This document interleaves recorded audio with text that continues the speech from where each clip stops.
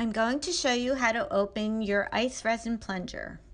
First, remove this black oval shaped piece in the center here and set it aside. This is your cap, so don't throw it away.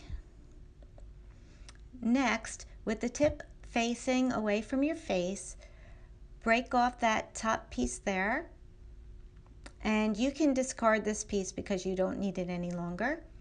And now your ICE resin is ready to dispense into your clean mixing cup. Just use equal pressure to dispense as much ICE resin as you need. Once you've done that, replace the cap to the top of the plunger, and then you can store it just like that, and it'll be ready for your next use.